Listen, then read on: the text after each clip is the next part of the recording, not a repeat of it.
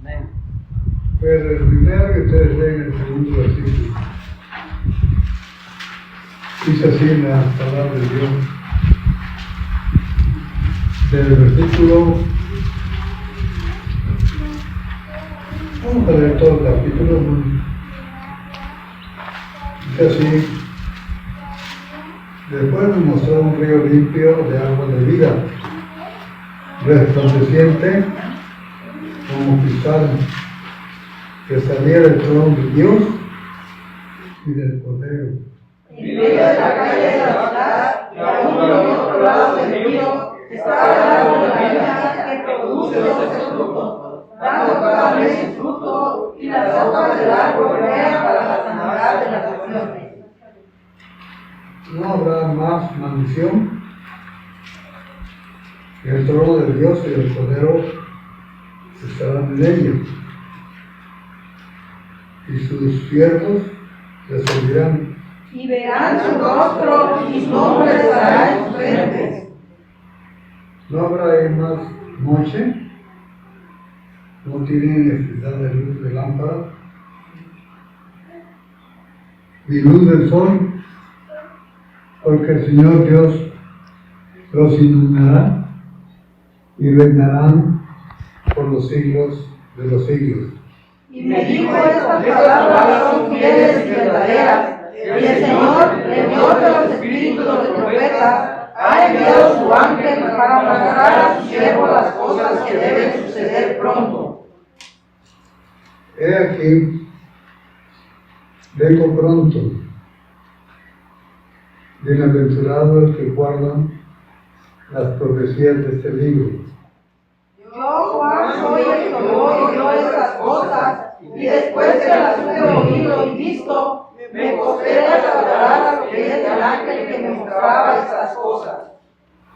Pero él le dijo: mira, no lo hagas, porque yo soy consiervo tuyo, de tus hermanos, los profetas, y de los que guardan las palabras de este libro. Adora a Dios. Y me dijo: no dejes las palabras de la profecía de este libro, porque el tiempo está cerca. El que es injusto, sea injusto todavía. El que es inmundo, sea inmundo todavía. El que es justo, practique la justicia todavía. Y el que es santo, santifíquese todavía. He aquí yo vengo pronto, y galardón conmigo, para recompensar a cada uno según sea su obra. Yo soy el Alfa y la Omega, el principio y el fin, el primero y el último. Bienaventurados los que lavan sus ropas para tener derecho al árbol de la vida y para entrar por las puertas de la ciudad. Mas los perros estarán fuera, los hechiceros, los fornicarios, los homicidas, los idólatras y todo aquel que ama y hace mentira. Yo, Jesús, he enviado mi ángel para daros testimonio de estas cosas en las iglesias. Yo soy la raíz y el linaje de David, la estrella resplandeciente de la mañana. Y el espíritu y la esposa dicen: ven. Y el que oye, diga: ven. El que tiene sed, venga. Y el que quiera, tome del agua de la vida gratuitamente. Yo testifico a todo aquel que oye las palabras de la profecía de este libro. Si alguno añadiere a estas cosas, Dios traerá sobre él las plagas que están escritas en este libro. Si alguno quitare de las palabras del libro de esta profecía, Dios quitará su parte del libro de la vida y de la santa ciudad y de las cosas que están escritas en este libro. El que da testimonio de estas cosas dice: ciertamente vengo breve. Amén. Sí, ven, Señor Jesús. La gracia de nuestro Señor Jesucristo sea con todos vosotros. Amén. Amén. Una vez más vamos a orar. Este pasaje que hemos leído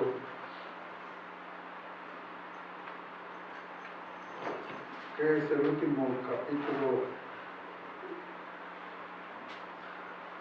del libro del Apocalipsis, el último libro de la Biblia, del Nuevo Testamento.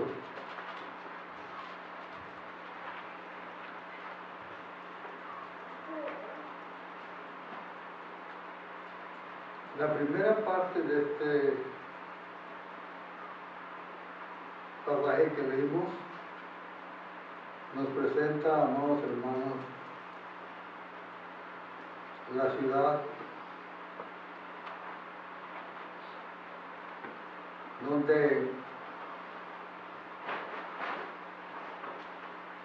se presenta un río limpio de agua de vida, donde ese río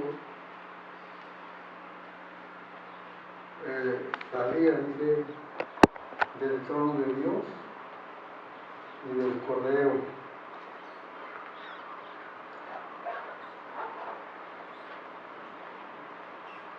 Dice que al otro lado de la calle, de la ciudad, de uno y otro lado del río, estaba el árbol de la vida, que produce 12 frutos, dando cada mes su fruto, y las hojas del árbol eran para la sanidad de las naciones. En este versículo encontramos que nos habla del árbol de la vida,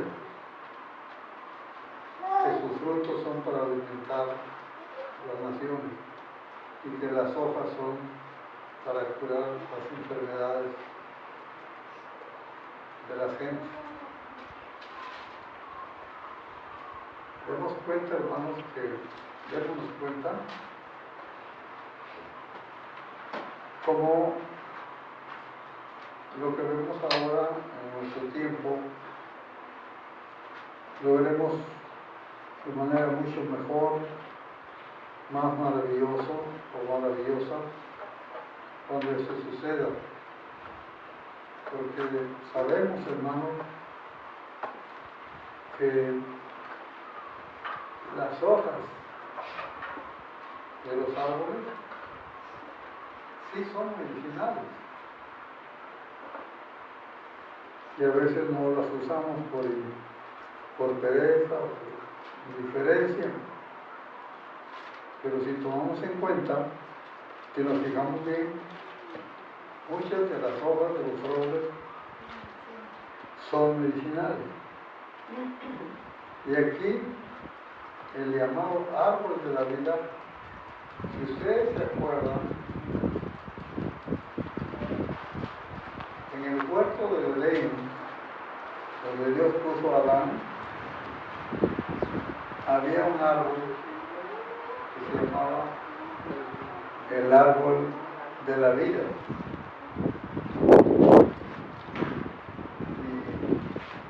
Y ese árbol era para que el hombre permaneciera sin morir, teniendo una vida angelical. Pero cuando el hombre cometió el primer pecado, entonces Dios sacó al hombre del centro del huerto y puso un ángel con una espada a la entrada del huerto para que el hombre no comiera del árbol de la vida, porque había pecado. Es una enseñanza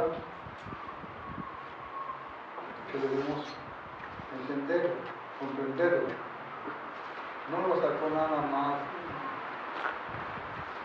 porque sí, del huerto, sino para que se cumpliera lo que Dios le había advertido al hombre. El día que comas del fruto prohibido, ese día morirás. Si el hombre permaneciera en el huerto y comiera del árbol de la vida, entonces no se cumpliría la sentencia de Dios. Ahora vemos, al final de la Biblia, se establece una ciudad,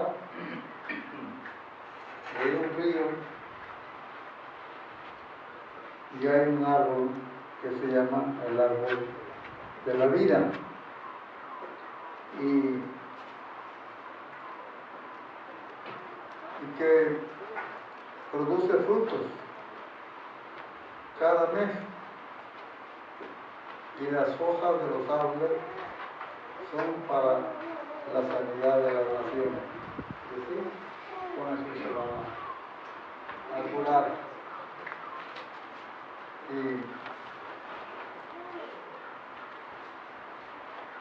Y ya no habrá, dice, más maldiciones.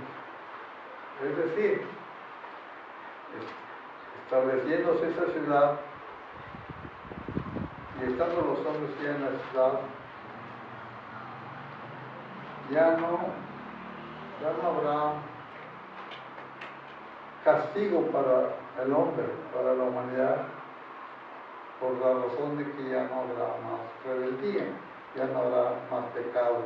Por eso dice que no habrá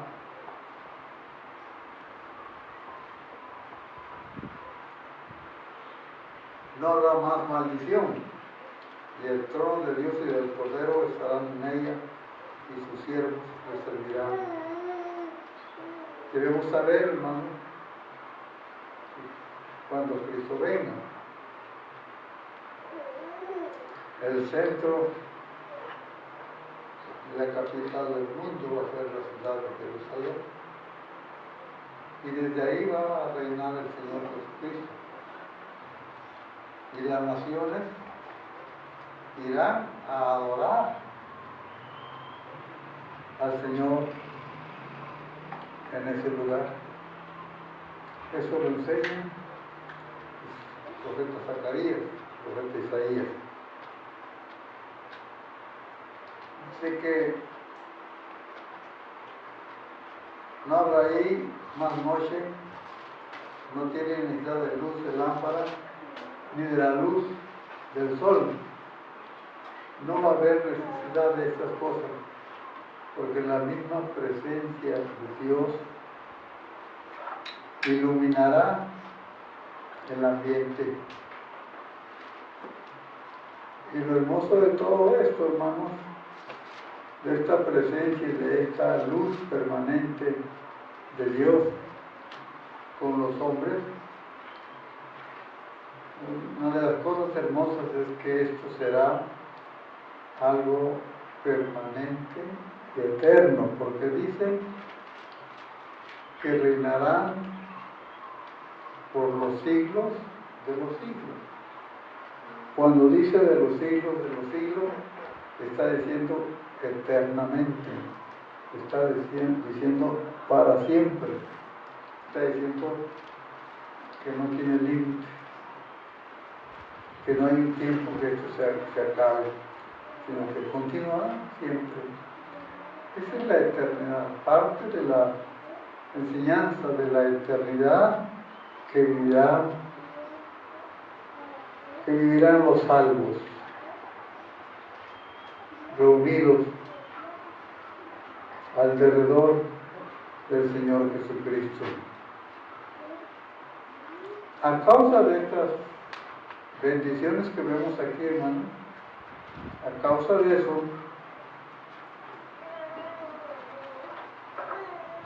dice el versículo 14, bienaventurados los que lavan sus ropas para tener derecho al árbol de la vida y para entrar por la puerta de la ciudad.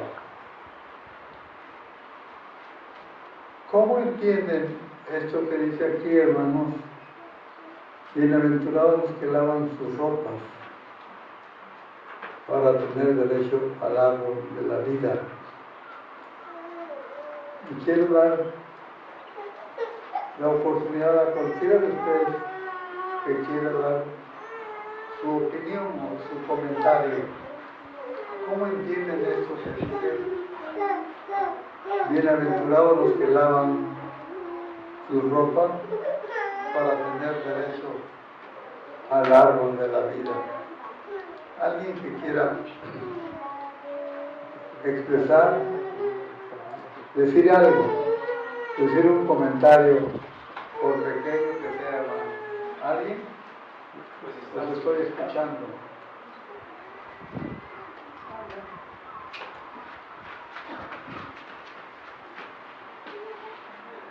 Yo pienso que se refiere a lavar sus ropas por medio de la sangre de Cristo, al igual que lava nuestros pecados.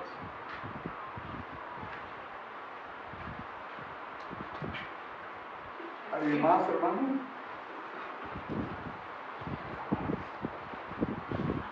Cuando en el capítulo 7 se ve una multitud en el cielo, pero dice que vestidas de ropas blancas. Y aquí dice, bienaventurados los que lavan sus ropas. Cuando el hombre no ha aceptado a Cristo como su Salvador personal, cuando el hombre no ha creído en Cristo como el único Salvador, recuerden que estoy diciendo, tomen en cuenta que estoy diciendo como el único Salvador, porque Cristo es el único Salvador, es el único Redentor, es el único mediador entre Dios y los hombres. ¿Por qué digo esto? Porque a los gentes allá afuera se les enseña que ellos deben creer que ellos serán salvos si están en la iglesia. Y por supuesto que es una referencia, están hablando de la iglesia católica. Si no estás en esa iglesia, no eres salvo. También enseña que si no haces buenas obras, no eres salvo.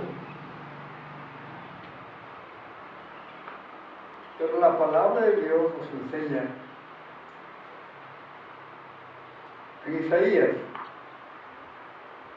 el profeta habla de que nosotros estamos tan sucios desde la planta de nuestros pies hasta la mollera de nuestra cabeza. Estamos sucios. Por lo tanto, no se puede entrar a un hogar completamente limpio. Entonces, como seres humanos, nosotros, por ser pecadores, estamos sucios ante Dios, que es completamente limpio, completamente santo. Entonces, para estar junto a Él o con Él,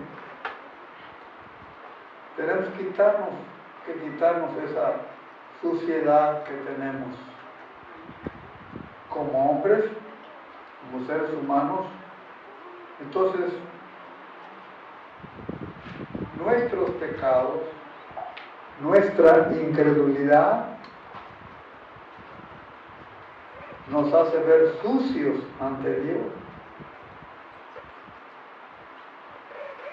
Y la única manera de que el hombre se vea limpio ante Dios es como dice el apóstol Juan en una de sus cartas apostólicas. La sangre de Jesucristo, el Hijo de Dios, nos limpia de todo pecado. Entonces, por eso dice aquí, bienaventurados los que lavan sus ropas. ¿Qué es bienaventurado, hermano? Bienaventurado es igual a decir doblemente feliz. El hombre, la mujer que lava sus ropas. Es decir, porque allá Juan al principio ve a una multitud vestidas con ropa blanca. Pero es una referencia a la limpieza que ellos tienen como pecadores por la sangre de Cristo Jesús. Entonces, cuando el hombre, cuando la mujer se arrepiente de su incredulidad, de su pecado. ¿Por qué digo incredulidad? Vayan y hablen con una gente que sea católica romana, que adora imagen, que adora ídolos. Ellos nos ven a nosotros como gente que están mal. Nos ven como gente equivocada, como gente ignorante. Hace muchos años asistí a los cursos allá en Tehuantepec, a la iglesia, un profesor,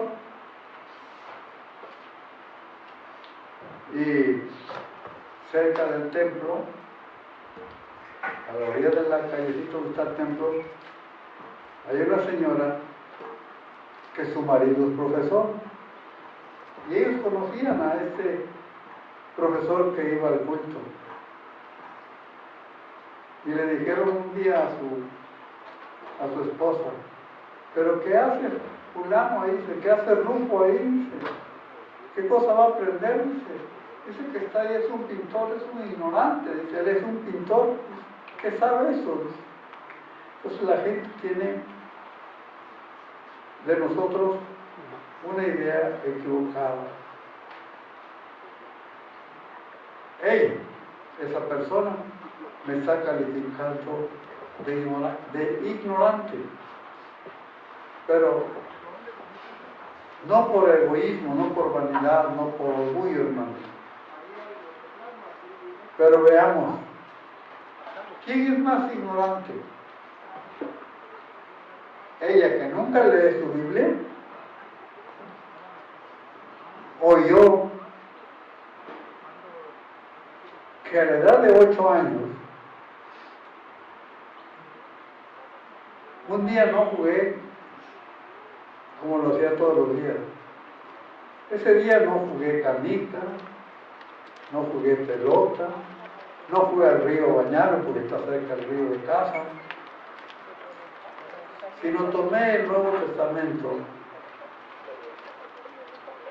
porque quería ver si ya podía leer cualquier libro. Y me puse a leer a las 6 de la mañana. Y a las 6 de la tarde estaba oscureciendo y yo estaba terminando de leer todo el Nuevo Testamento. Estaba terminando de leer el libro del Apocalipsis. Desde entonces hasta ahorita, toda mi vida he leído la Biblia. Y esta señora no lee la Biblia. Porque ellos creen en la Virgen de Guadalupe, en Disquipula y en todas las cosas que le diga el sacerdote católico. La pregunta es, ¿quién es más ignorante en cuanto a la Biblia? ¿Ella o yo? Sin embargo, nunca acepto una conversación con uno. ¿Por qué razón? Como una señora me dijo una vez, allá en San Antonio, Monterrey, rumbo a San Cruz, cuando yo le leí un pasaje de la Biblia, Y ella tenía 3 Biblias ahí. Tenía la Biblia católica, tenía esta Biblia y tenía la Biblia que dan los testigos de Jehová. Y me dijo al final, yo no sabía que esto estaba en la Biblia. Dice. Pues ¿quién es más ignorante de la Biblia? ¿El que lee la Biblia o el que no la lee? Saquen sus conclusiones, hermanos. Bienaventurados los que lavan sus ropas. Es decir, ¿cómo la lavan? Cuando cada mujer y cada hombre se arrepiente de su pecado, se arrepiente de ser guadalupano, se arrepiente de adorar a Juan Dieguito. Esto me recuerda recién que hicieron santo a Juan Dieguito, pobre paisano mexicano, quién sabe si existió, y si existió, pobrecito, ni supo que le hicieron santo.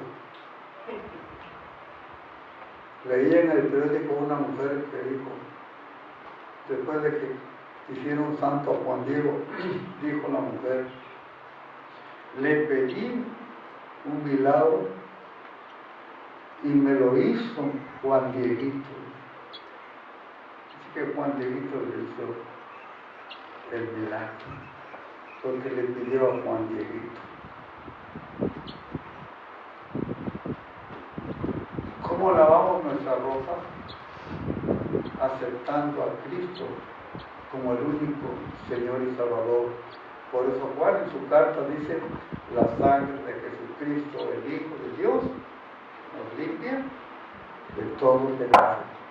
Es la única manera, es la única forma en que el hombre puede ser visto delante de Dios limpio y sin pecado, porque ha aceptado esa sangre que Jesús regó en el monte Calvario. La persona que no acepta eso está desechando la sangre que derramó Cristo, está rechazando el sacrificio y la muerte de Cristo. Prefiere creer en otras cosas. Mire, pueden alguien insultar a Jesús, ofender al Señor Jesús, y la gente no se escandaliza mucho. Pero si alguien insulta a la Virgen de Guadalupe, cuidado, la gente se puede venir sobre esa persona que le insulta. Para que vean, hermanos, cómo ponen los hombres a otros seres humanos o otras cosas encima, o sobre Dios o sobre Cristo. Como yo he hecho más de 100 videos para YouTube, y luego los que ven el video hacen comentarios, y en uno de esos comentarios una persona escribió, fíjense hermanos a dónde llegó, María es más grande que Dios,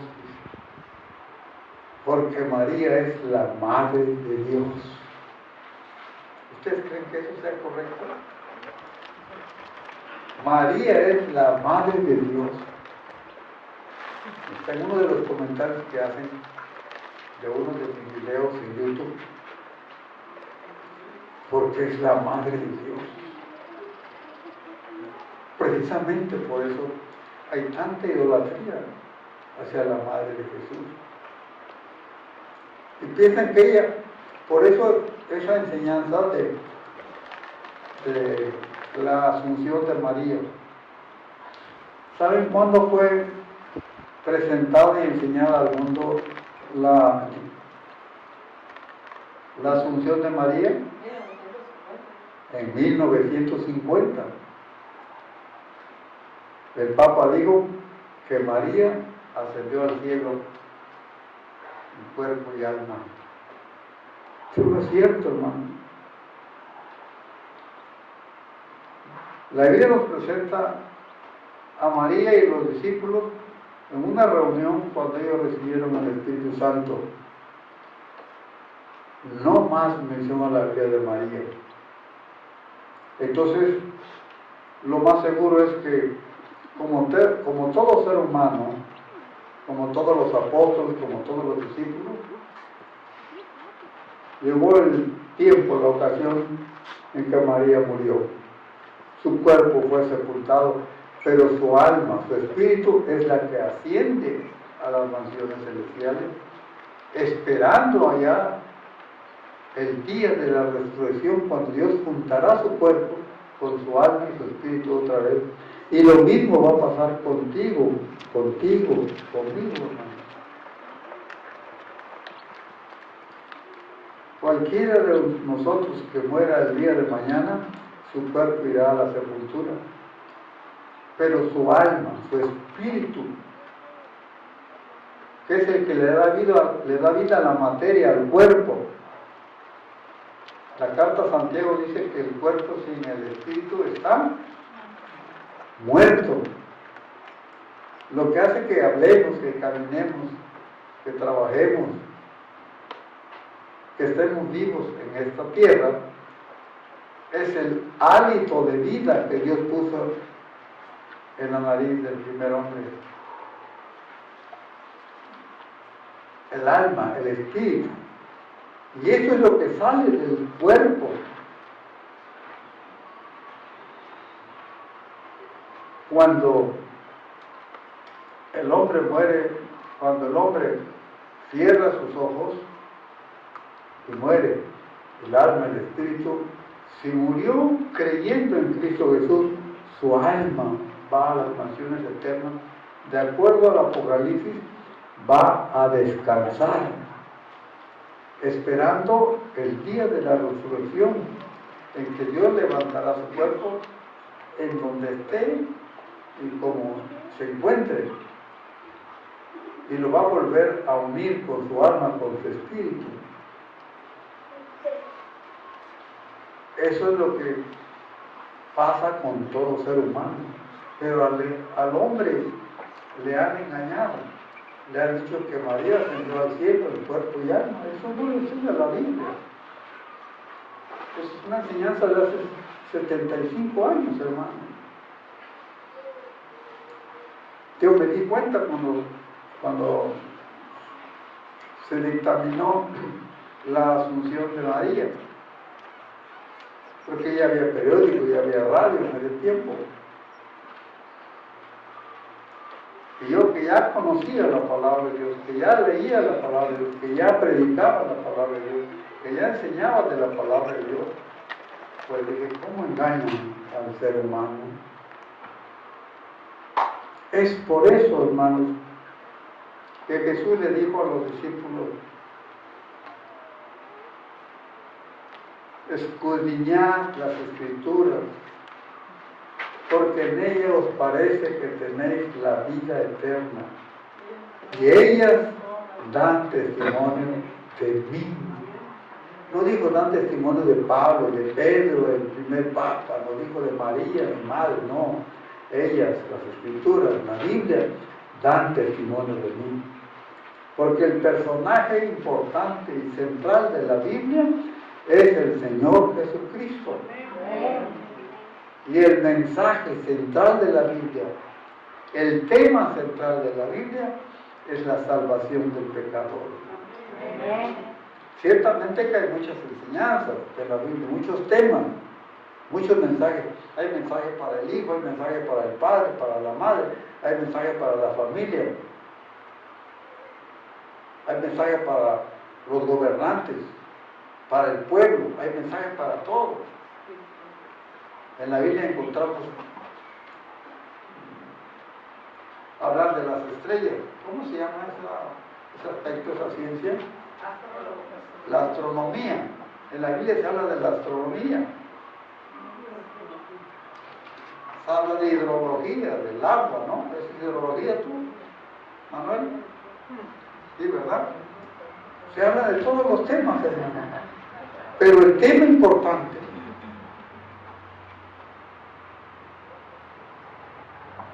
la enseñanza más importante, es la salvación del pecador. Y el personaje más importante, hay personajes importantes en la Biblia. Por ejemplo, Moisés.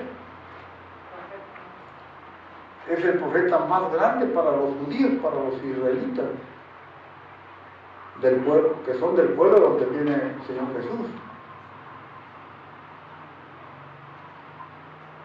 Moisés, David, profeta Elías, el profeta Eliseo, Job. Pero el personaje importante en la Biblia no son ninguno de ellos, es Cristo Jesús. Podemos encontrar acá en un estudio hablar para los jóvenes, donde cómo se enseña en la Biblia que los jóvenes deben amar, respetar y cuidar a sus padres cuando ya están avanzados de edad. Pero ese mensaje no es el más importante. Jesús dijo, yo vine a buscar y a salvar lo que se había perdido. Y el hombre y la mujer que hasta ahora adora otras cosas, tiene otras cosas más importantes en su corazón y no tiene a Cristo como el único Señor y Salvador de su vida, pues lo tienen perdido todo, porque no está tomando en cuenta a Cristo Jesús, nuestro único Señor y Salvador. Amén. Bienaventurados los que lavan sus ropas para tener derecho al árbol de la vida y para entrar por la puerta de la ciudad. Se acerca el día, hermano, que ya está muy cerca, ya no vamos a hablar de años, no vamos a hablar de 7, 8, 10 años, no, ya está muy cerca el que Cristo venga a la tierra y y se siente en su trono, como dice la Biblia, allá en Jerusalén, donde reinó David, el rey. Ya está muy cerca que él venga.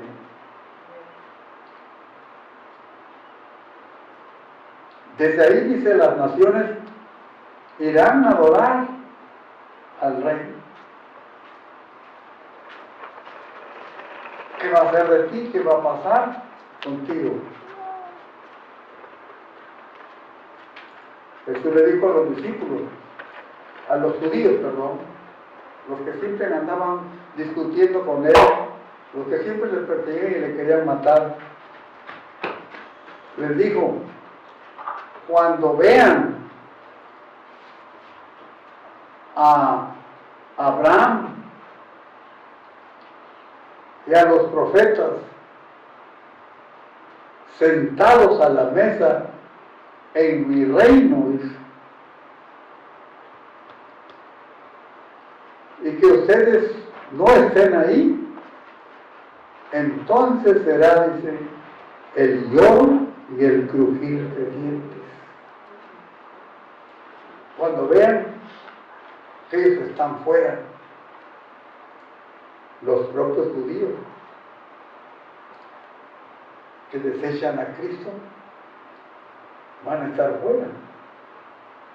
Y los gentiles que desechen a Cristo también van a estar fuera. Solo estarán ahí en el reino los que ahora en esta vida, judíos y gentiles, judíos y no judíos, laven sus ropas en la sangre del Cordero. Eso es, que acepten a Cristo como el único Señor y Salvador de su vida. Mas los perros estarán fuera. ¿Por qué dice los perros?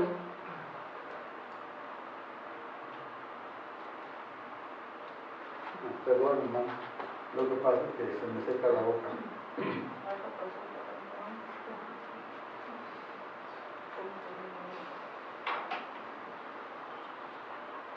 ¿Por qué dice aquí los perros?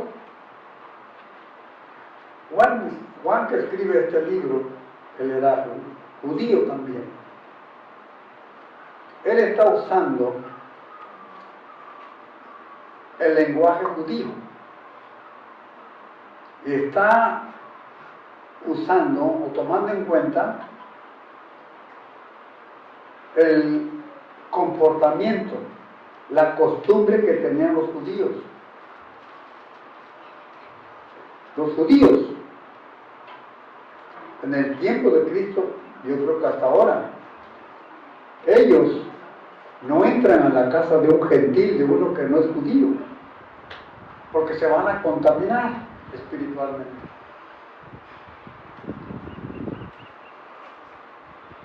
No se juntaron ni con los publicanos, que también eran judíos. Los hacían a un lado. Aunque eran judíos, los hacían a un lado porque ellos cobraban el impuesto, les cobraban el impuesto y lo tenían que entregar a Roma. Pero los publicanos no tenían la culpa de eso. Roma los había puesto ahí, tenían que obedecer.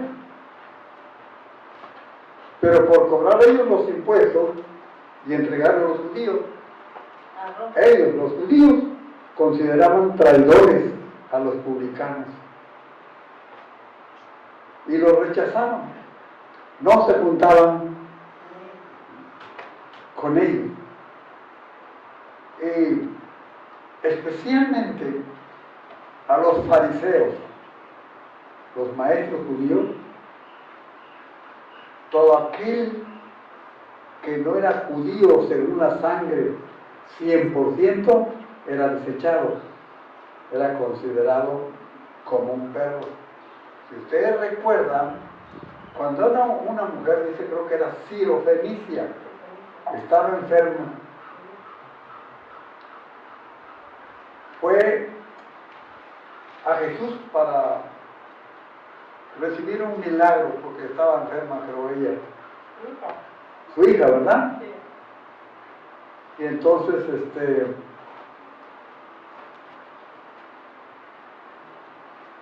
tocó el manto de Jesús.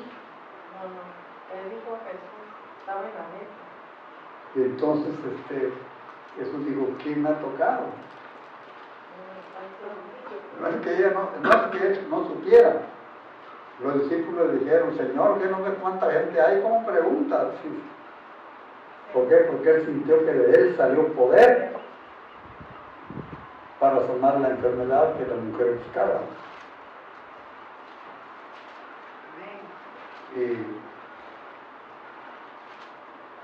Jesús creo le dijo algo así de los perrillos, dándole a entender que él era judío y ella no era judía. Por lo tanto, ella era un perrillo. Y la mujer contestó de manera, ¿cómo diría yo? De manera humilde, de manera sincera, de manera respetuosa a Jesús. Y le dijo, sí, Señor, es cierto lo que dices. Pero aún, dice, los perrillos comen de las migajas de la mesa de su Señor. Ella aceptaba ser un perrillo, pero expresaba que tenía derecho a comer, aunque sea una migaja de lo que Jesús tenía. Dice, él respondió y dijo, no soy enviado sino a las ovejas perdidas de la casa de Israel. Entonces ella vino y se postró ante él diciendo, Señor, socórreme. Respondiendo él dijo, no está bien tomar el pan de los hijos y echarlo a los perrillos. Ajá. Y ella dijo, sí, Señor, pero aún los perrillos comen de las migajas que caen de la mesa de sus padres.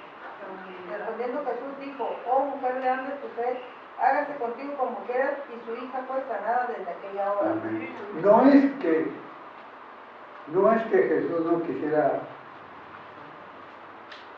tomar en cuenta su necesidad, no es que Jesús la rechazara, pero si Jesús habló de esa manera, es para que quedara en la historia y viéramos y conociéramos de la humildad y de la fe de la mujer.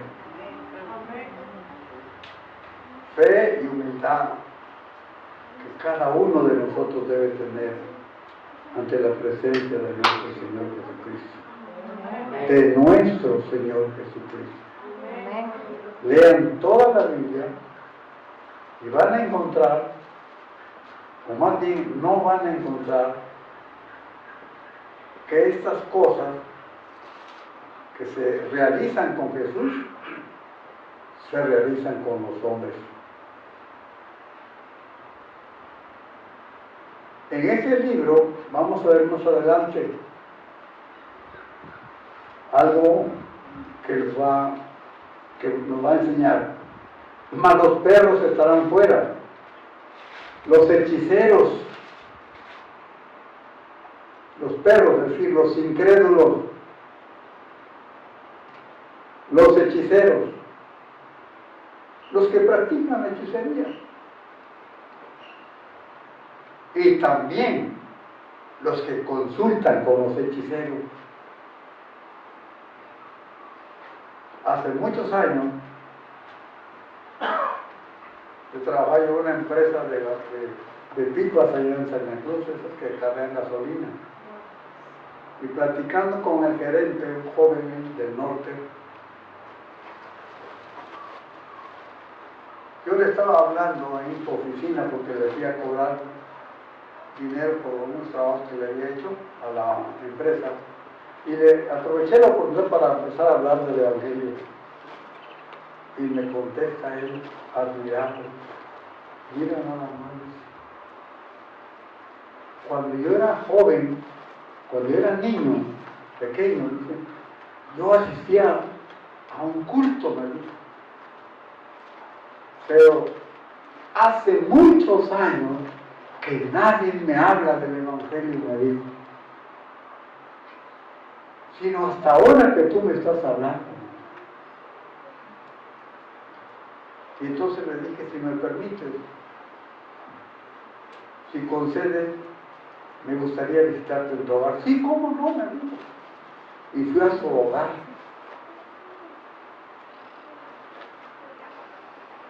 Platiqué con él, platiqué con su esposa, que también era del norte.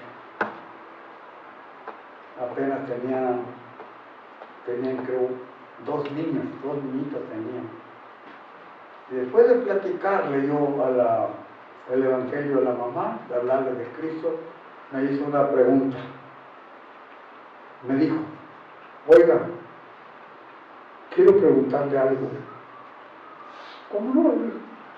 Si te puedo contestar, te contesto. Si no sé, pues te voy a decir que no sé.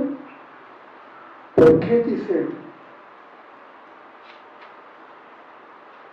¿Por qué todas las noches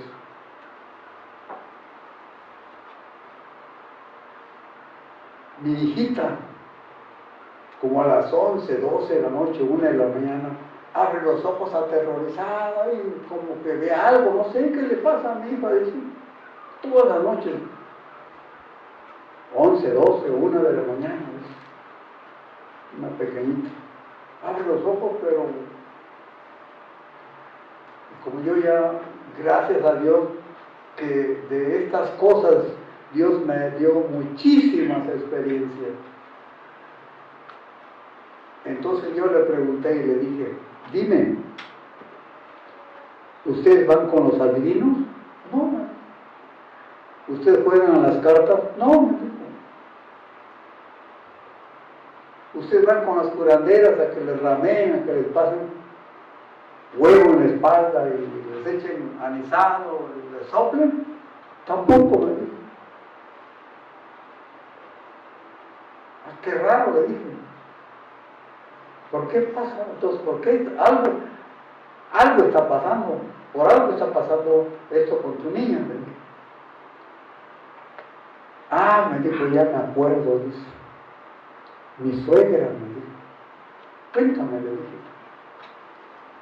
Mi suegra,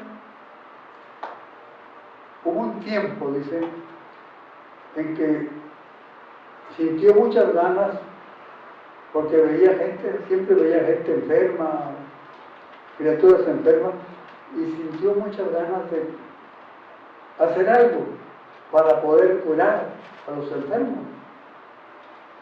Ah, sí. ¿Y qué hizo?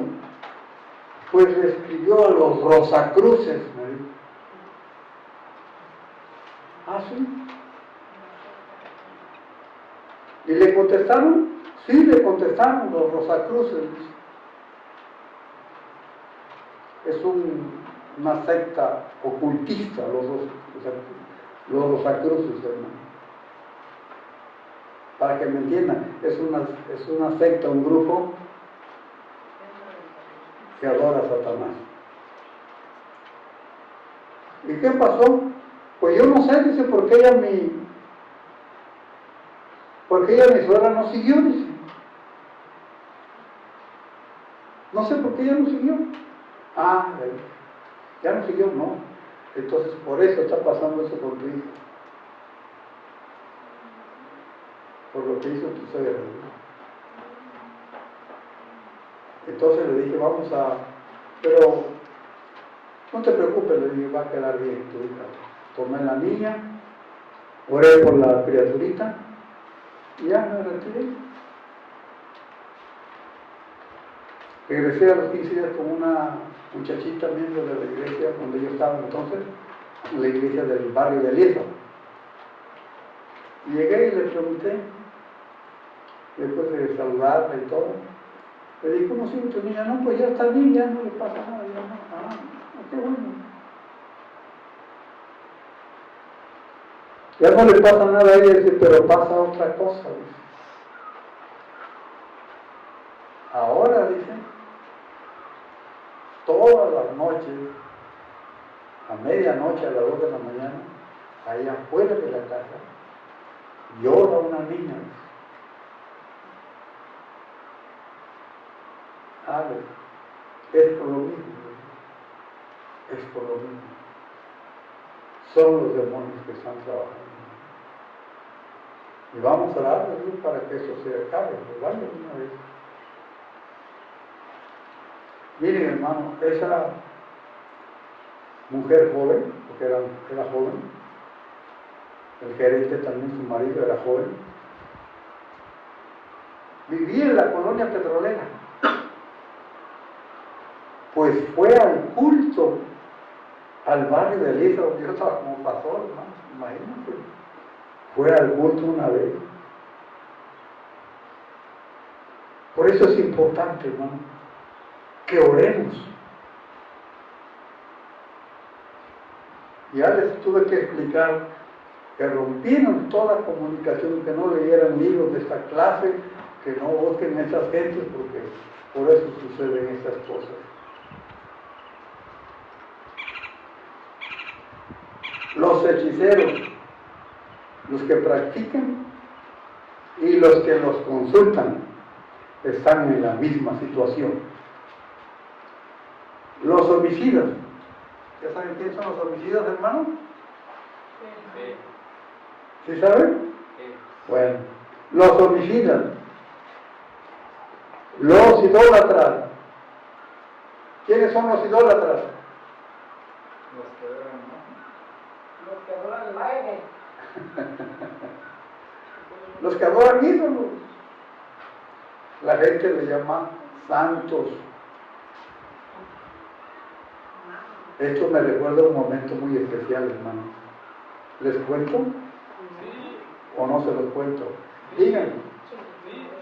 Porque después de contárselo, si alguien me regaña, yo le voy a decir que ustedes tienen la culpa, ¿no?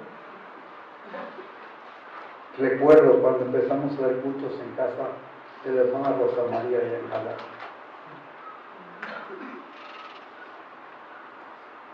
Me acuerdo que el hermano Beto se oponía, se rebelaba.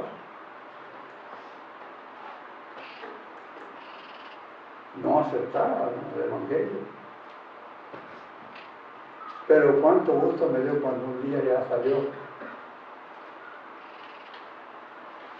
Y me dice, hermano, quiero que queme ese retrato, esta cosa que tú me. Y lo buscaba y no lo encontraba. Y le pregunta a la hermana Rosa, ¿dónde está? Y la hermana Rosa ya lo había puesto en la basura. Así que ya saben, si me regaña la hermana Rosa, usted tiene la culpa. Y ahí le echamos lumbre, hermano, no pasó nada. Ahí le echamos lumbre y se quemó.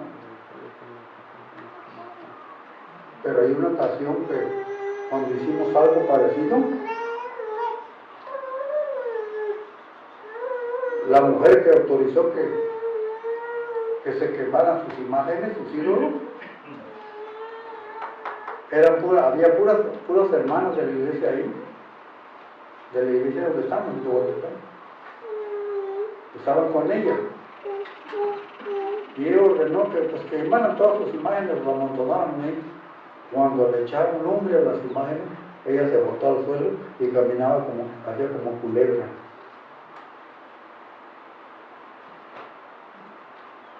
Vean lo que dice la Biblia, hermano.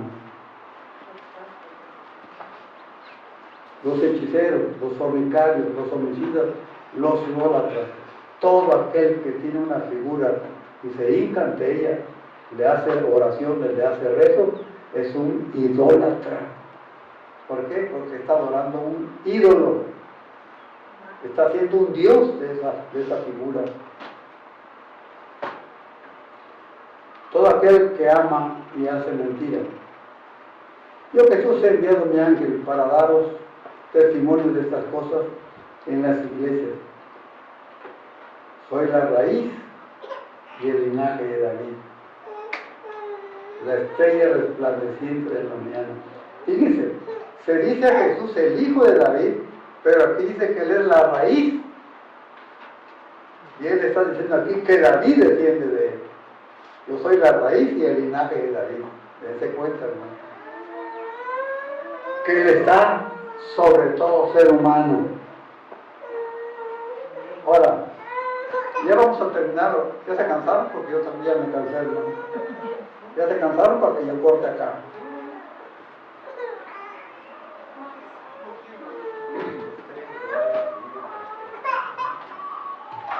El espíritu y la esposa dice, ven. El que oye, diga, ven. Cuando dice el espíritu, se refiere al espíritu de Dios. Está diciendo, ven, Señor Jesús. Y la esposa dice, ven. ¿Quién es la esposa? La iglesia de Cristo. Todos los hombres y mujeres, así sean pentecostales, o sean bautistas, o sean nazarenos, si son verdaderamente salvos, forman lo que la Biblia llama la novia o la esposa de Cristo. Forman la iglesia de Cristo Jesús.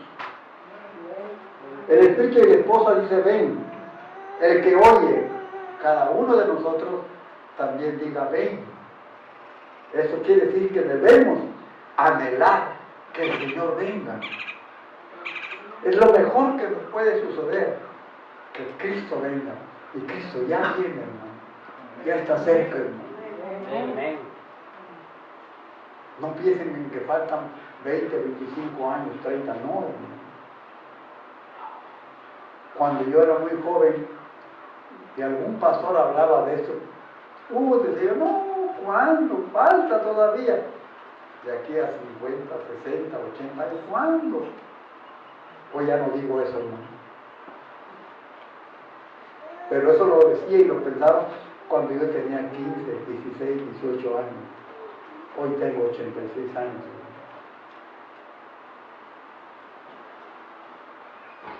Soy la raíz y el linaje de David, la estrella de la mañana resplandeciente. El espíritu y la esposa, dice, ven.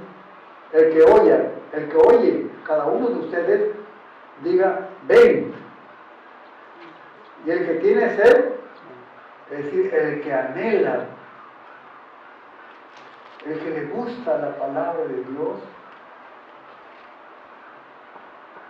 Cuando mi padre empezó a leer la Biblia, porque él fue acólito de un sacerdote cuando era chiquito en su pueblo, allá en San Juan Quebolani, ¿no? Santa María Quebolani, creo, ahí. Él fue acólito de un cura. Y él leía los libros de los curas. Por eso cuando él leyó la Biblia se sorprendió que encontrara ahí partes de los años que leía en los libros que leía el cura. Cómo han tenido escondida la palabra de Dios para el mundo. cuando su amigo de parranda, de borrachera, le dijo, amado, porque decía muy padre, tengo esto para ti, te regalo, y le dio la Biblia, y lo empezó a leer, mi padre sintió una alegría, un gozo enorme, porque dijo, este es el libro que he estado buscando. ¿Y saben por qué dijo así? Yo lo iba a contar a sus amigos. Ya me piqué, hermano, me voy a seguir de frente. Si dan las 8 de la noche, nomás me aguantan. Yo con el hermano Jacobo como que ya está desesperado, no sé, si me equivoco. Lo que pasa es que él era molinero, mi padre. Atendía el molino de Izamal. Y mientras no trabajaba el molino, le estaba picando las piedras. Y dice que un día, buscando la Biblia, pero un día, alguien le llevó un libro y le dijo, mira, amado, este libro es el que está, creo que este es el libro que tú quieres. Y le entregó el libro. Y se puso a leer el libro. Y cuando estaba leyendo el libro, el molino de Izamal empezó a caminar solito. Y empezó a trabajar. Y dijo, no, este libro no es que lo tira, se lo puede tirar al río. Y él se sorprendió, hermano, que el libro lo volvió a ver otra vez allí donde estaba trabajando él, donde estaba el molino de Izamal. Hasta que quemó el libro, se acabó.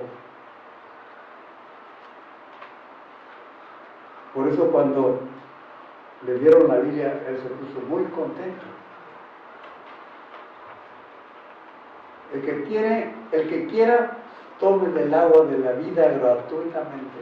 Aquel que ha oído, dice aquí, la palabra de Dios, y le gusta la palabra de Dios, y anhela seguir escuchando, pues venga, tome del agua, tome del alimento espiritual, que es la palabra de Dios. Nadie le va a cobrar. Tome del agua de la vida gratuitamente, es decir, de la palabra de Dios. Nadie le va a cobrar. Nunca. Toda mi vida, desde la edad de 8 años que yo empecé a leer la Biblia, yo nunca he visto que el pastor después de predicar, a ver, váyase cayendo con la moneda porque yo necesito dinero. No. En nuestras iglesias eso no se hace.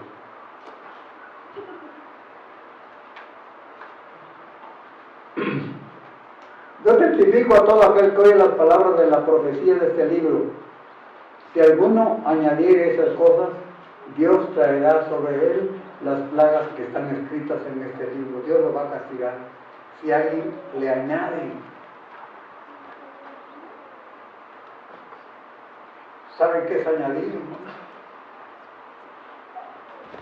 Ponerle enseñanzas que no enseñan la Biblia. Por ejemplo, en el catolicismo romano se enseña la doctrina que se conoce como la doctrina de la transubstanciación. ¿Cuántos saben qué es esto de transubstanciación? 1, 2, qué bueno. Los jóvenes saben esto. Se los voy a explicar para que lo sepan, hermano. Antes, ahora no. Antes, hace muchos años, cuando el cura católico le daba a la gente lo que se conoce como la Santa Eucaristía, es decir, el pan y el vino, primero hace una oración. Entonces ellos empezaron a enseñar que cuando ellos hacían esa oración, bendiciendo los elementos, es decir, la hostia, la bolita de harina y el vino, comúnmente se dice vino, cuando él hace las palabras de bendición, dicen que en ese momento el pan se transforma en el verdadero cuerpo de Cristo y el vino en la verdadera sangre de Cristo. Se transforma. Y esa transformación no es real, no es cierto, hermano. Porque el pan sigue siendo pan y el vino sigue siendo vino. Lo que lleva a esto es lo siguiente. Lleva a la persona a que se convierta en un idólatra, en que adore al pan y al vino que le están repartiendo como si fuera Cristo mismo. ¿Saben por qué? Había un hermano, ya murió hace muchos años. Él era orador nocturno de la Iglesia Católica. Huechuana siempre de la Iglesia Católica. Él decía que no sé qué día, viernes creo, a las 9, no sé qué hora de la noche, llegaba al templo porque a esa hora se juntaban todos los oradores nocturnos, porque a esa hora oraban ellos juntos, porque a esa misma hora el Papa también oraba. Entonces se unían ellos al Papa para orar. Eso me contó el hermano. Se llamó Ricardo Rodríguez. Y ese hermano me contó, a mí me lo platicó, que cuando él tomaba la hostia, la bolita de harina, dice que él le daba miedo.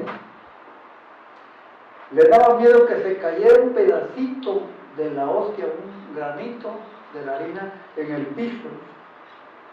Porque ¿qué va a hacer? Dice. Después viene la hormiga, se lo come, o uno mismo lo pisa. ¿Cómo uno va a pisar el cuerpo de Cristo? ¿A dónde lleva la idolatría? A que son metidas las personas. Creer que la harina se convierte en el verdadero Cristo. Por eso nosotros no creemos en Cristos muertos.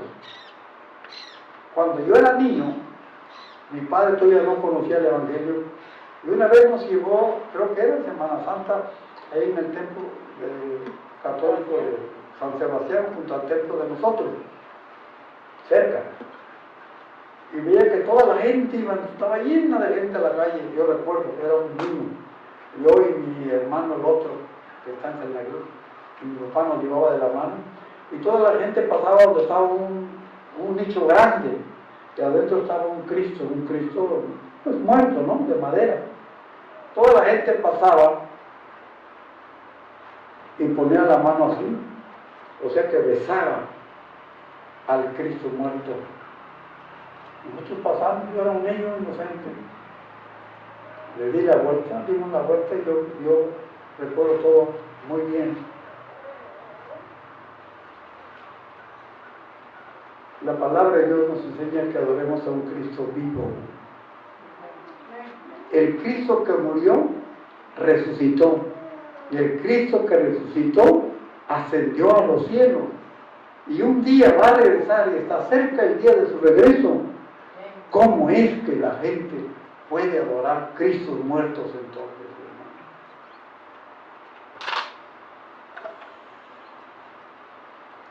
Porque así les han enseñado.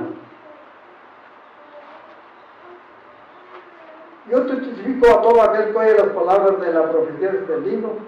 Si alguno añadiere estas cosas, Dios traerá sobre él las plagas que están escritas en este libro. Si alguno quitara de la palabra de este libro, de esta profecía, Dios quitará su parte del libro de la vida. Todo aquel que ha creído en Cristo Jesús, su nombre, dice la Biblia, está escrito en el libro de la vida. Ahí está escrito el nombre del hermano Enrique. Ahí está escrito el nombre del hermano Cándido, ¿cómo te llamas? Jacobo, perdón, se me olvidó mucho el nombre. Ahí está escrito el nombre de cada uno de ustedes, hermano, en el libro de la vida.